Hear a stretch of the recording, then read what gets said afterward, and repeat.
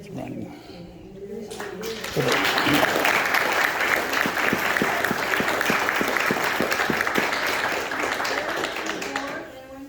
I was born in Romania, and then the second war started, and my family had to run less than refugees.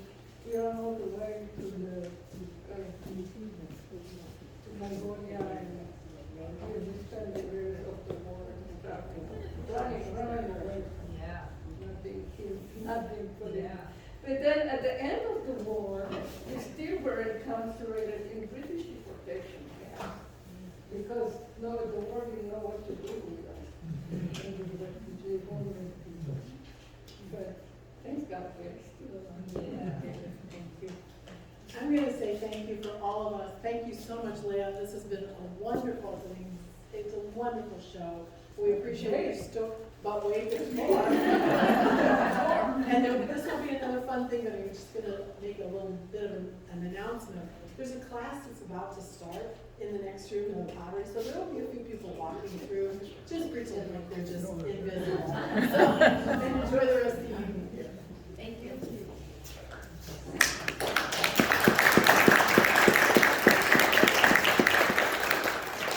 So this is done. And you would I'll tell you something. This hat changes my whole personality. I turn into a riverboat captain. How would you like to live in an art museum with the most remarkable lady who has master's degrees and stuff I don't even know what it is, speaks 6 languages, world-renowned, sold art around the world in other countries, and I live in this art every day and walk through the walls covered with it. What a marvelous world to live in. If you don't mind, and I hope you enjoy it, we're going to play a few songs. And Leah's theme with this show is the storyteller.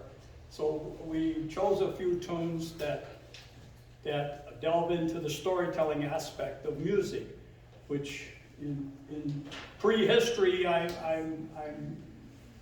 could be misinformed, but I'm fairly certain that music and art began as storytelling, as a way to keep records and tell stories of what happened over the hill over yonder where nobody ever went. So the songs that we want to play for you delve into that aspect of art and music and the storytelling.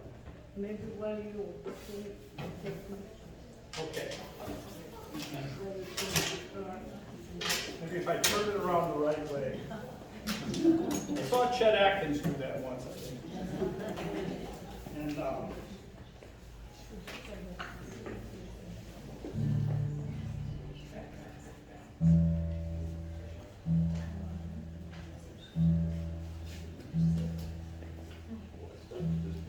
All I have to do is unblock trees. That has to do. I don't have to. keep hearing beats. As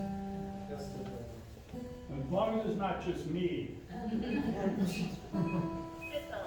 That dog friend musician is here to support you. And And Mike Owens is also a marvelous, not also, he's probably a little more guitar-wise talented than I am. A great musician, and Mike and his wife, and they've come to share this experience with us, and we appreciate it. Thank you so much. And our good friend Jan Meineke in the back, Leah mentioned, is well known in the South Bend area, Mishawaka, Elkhart as well. I'm only learning too. She's been playing accordion since she was about 6 years old. But mostly Don't let her lie to you. I have a picture from when she was 16. She did the full 180 bass accordion. It's about this. We had one similar. We traded it in for this one, which has a beautiful sound. But when she was 16, she was playing in Israel. This accordion is about this big, and all you can see is her chin. But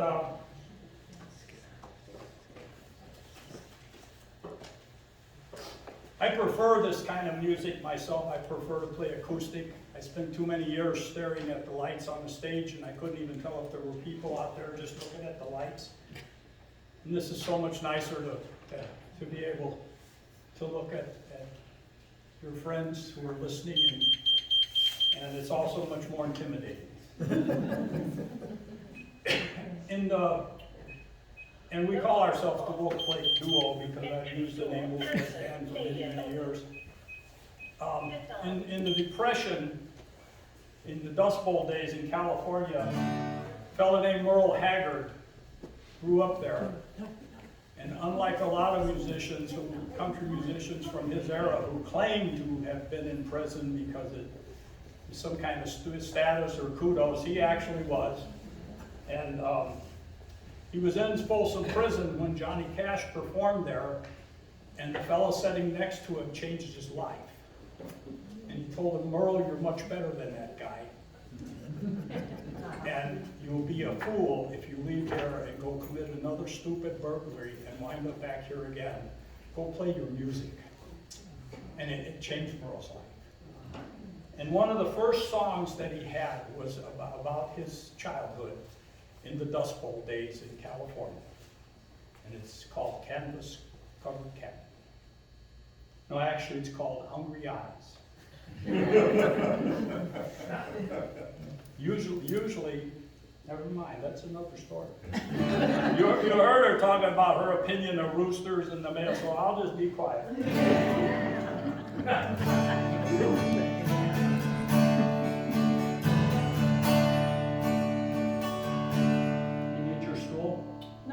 Brace? Okay, but you need it, sir. Don't want you to fall off. A canvas covered cabin in a crowded labor camp. Stand out in these memories that I'll revive. My dad, he raised a family there with 2 hard-working hands. He tried to feed my mama's hungry eyes. He dreamed of something better, and my mama's faith was strong. Us kids were just too young to realize that another class of people put us somewhere just below. One more reason for my mama's hungry eyes. Mama never had the luxury she wanted, but it wasn't because my daddy didn't try. He only wanted things one more reason for my mama's hungry eyes.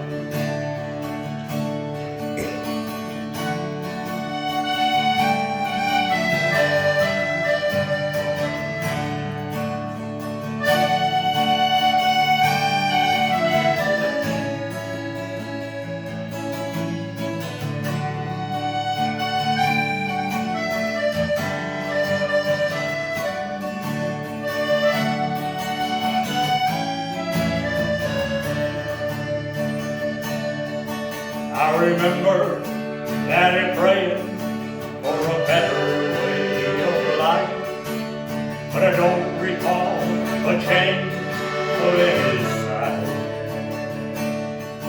Just a little loss of courage as their age began to show.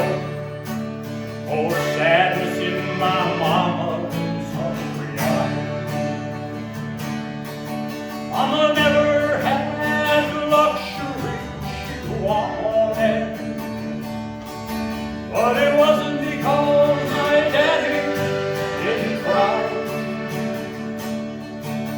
She only wanted things she really needed. One more reason for my mama's hungry eyes.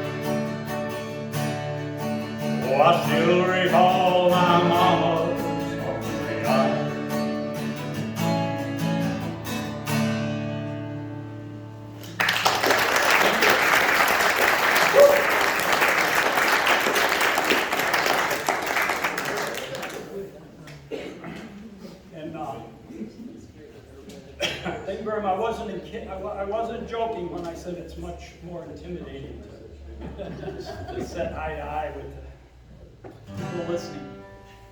And storytelling, and music and storytelling is from all genres of music and from all around the world.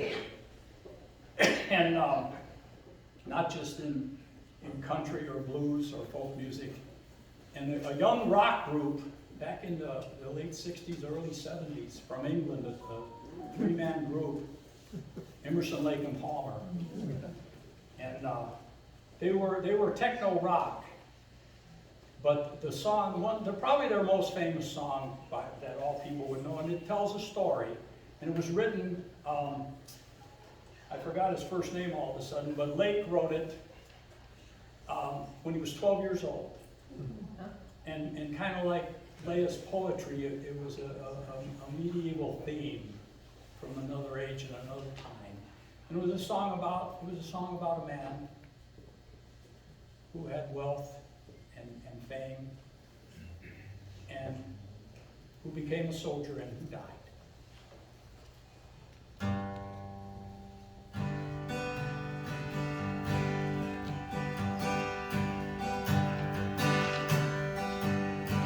He had white horses and ladies by the score, all dressed in satin. They waited by his door. Ooh, what a lucky man he was. Ooh, what a lucky man he was. White lace and feathers, they made up his bed. Gold-covered mattress on which he was laid. Ooh, what a lucky man he was. Ooh, what a lucky man he was. He had white horses, ladies by the score, all dressed in satin, waited by his door. Ooh, what a lucky man he was. Ooh, what a lucky man he was. He went to fight wars for his country and his king, for his honor and his glory, the people would sing. Ooh, what a lucky man he was. Ooh, what a lucky man he was. A bullet had found him, he bled and he cried. That could save him, he lay down and he died. Ooh, what a lucky man he was. Ooh, what a lucky man he was. White lace and feathers made up his bed. Gold-covered mattress on which he was made. Ooh, what a man he was.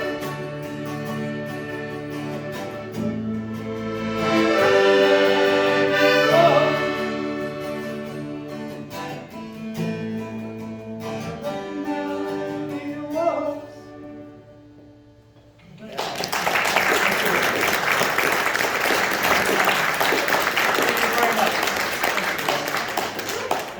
Much of our great music and poetry and art is the production of the youth, the young people. They're the ones filled with the fire and the vision and the rebellion and the idea that life goes on forever, and there's a pot of gold to be found. And it's incredible to me that a young 12-year-old could see the vision and the truth that the money meant nothing to the lucky man. In the end, the money couldn't save him. What a wonderful song I thought that is.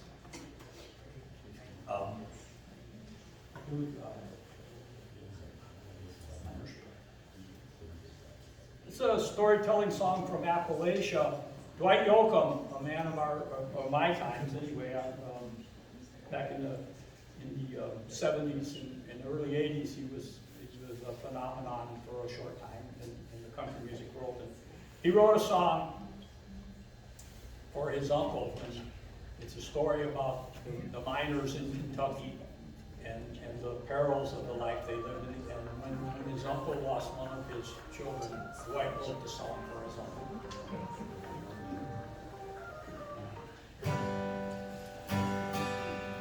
When the whistle blows each morning, I walk down into the band there mine. I say a prayer to my dear Savior, let me see that sunshine one more time. When oh, when will it be over? When will I lay these burdens down?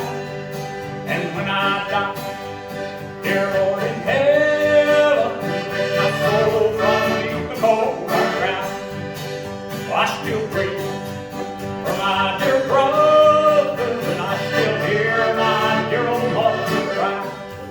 When late that night they came and told her he lost his life down in the Van mine. Oh, when will it be over? When will I lay these burdens down? And when I die, dear Lord in heaven, take my soul from the cold hard ground. I have no shame, no guilt, no sorrow, if on this earth not very much I own. I have the love of my dear children, an old plow mule, a shovel, and a hoe. Oh, when will it be over? And when will I lay these burdens down? Now when I die, dear Lord in heaven, take my soul from beneath the cold hard ground. Yeah, when I die, dear Lord in heaven, take my soul from beneath the cold hard ground.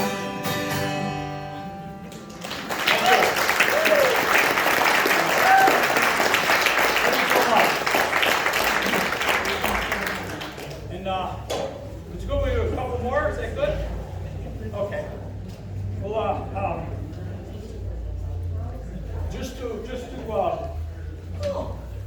this one really doesn't tell a story. It's not a storytelling song, but I'll do it because I want to highlight the star of the night and let Leah show off a little more of her accordion skills. So we'll do an old song called "Crazy Arms."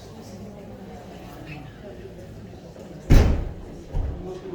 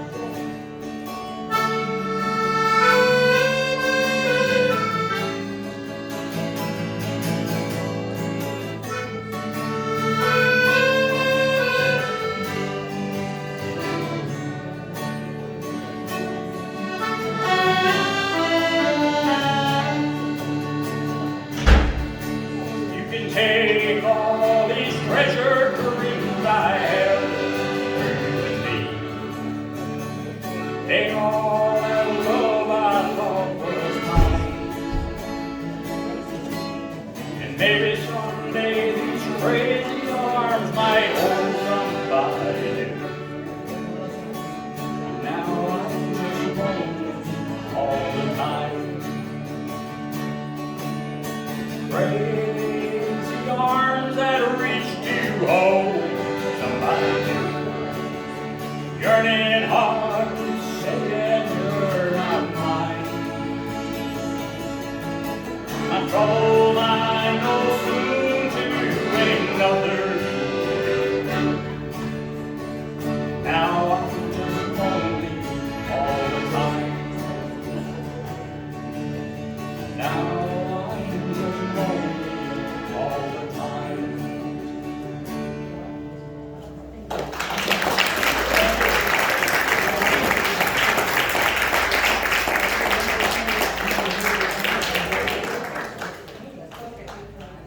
The last one is a song that God wrote, a story that he wrote himself.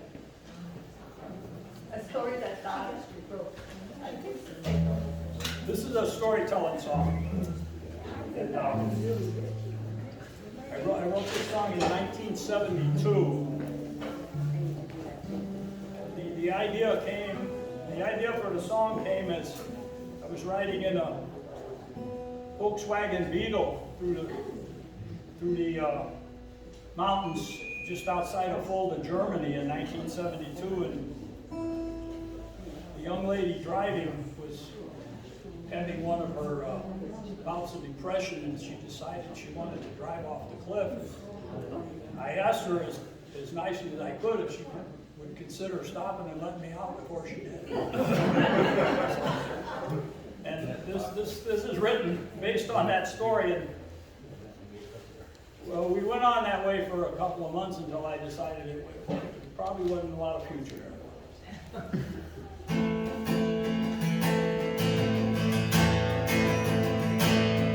Like a freedom bird, she flies overhead.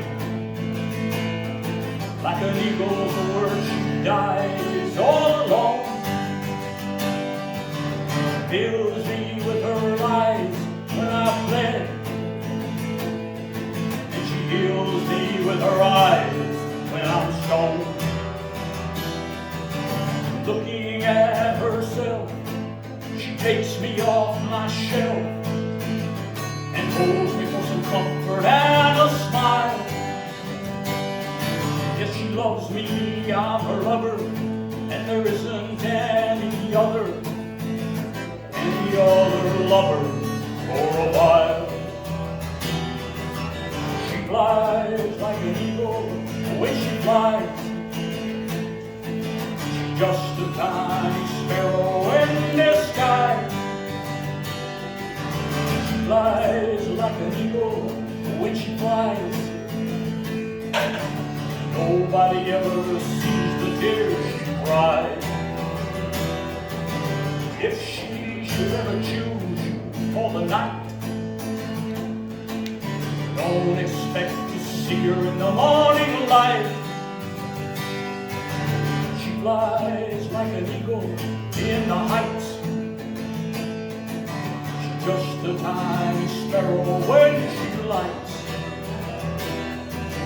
She flies like an eagle when she flies.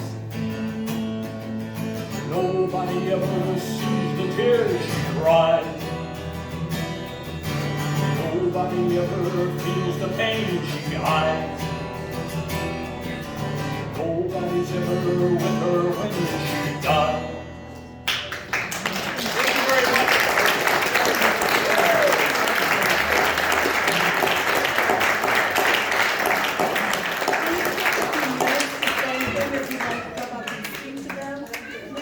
Put the chairs away if you can for a minute or two. Please enjoy some water and a lot of candy. It's going to not be very good when it's Halloween. So you better take pockets full of candy. Take it home, that's what it's for. Thank you for being here tonight. Glad you're here.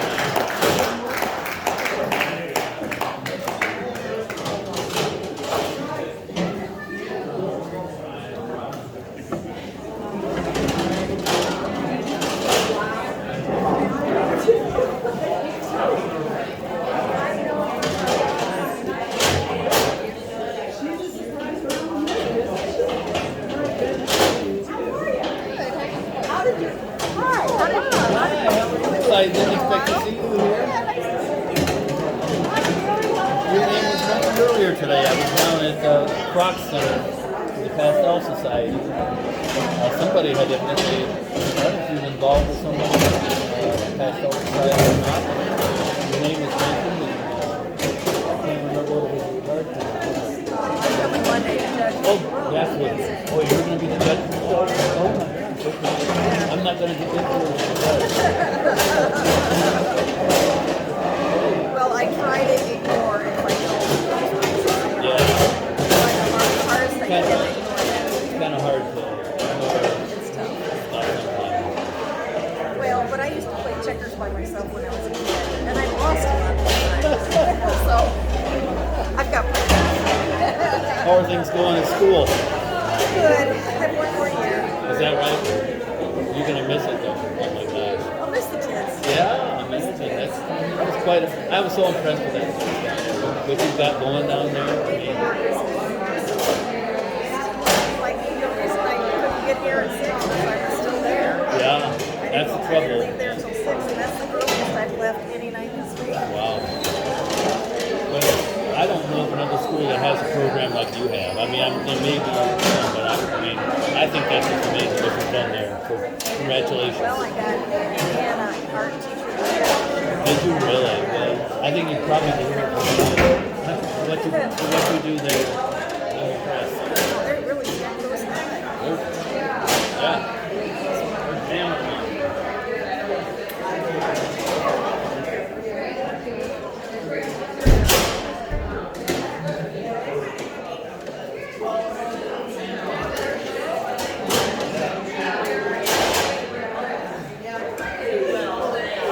Around the corner again.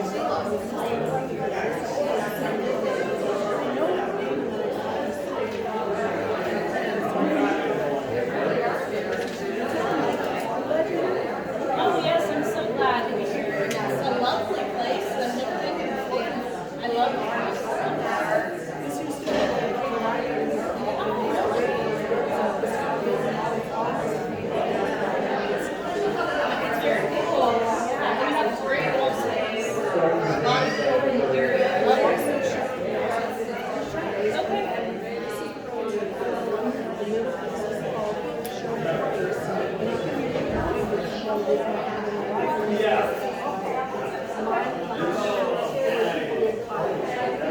and then Vicky and they come up and do pottery at the studio, right?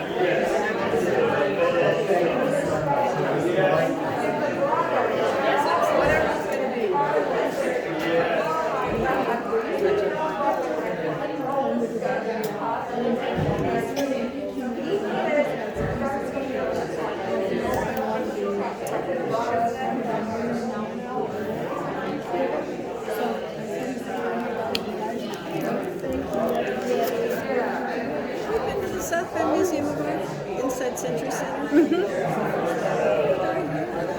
don't know whether I have. We were there last year. But you don't know if you ever have. I don't know because it's been a really long time since I've been to Century Center. So she put the show on the list. I wish I was more of an artist. Need to take that class. With Martha. No, with Martha, the artist way. Oh, yeah. The woman who said, click the clicker, that's Julie Bennett, that's my teacher.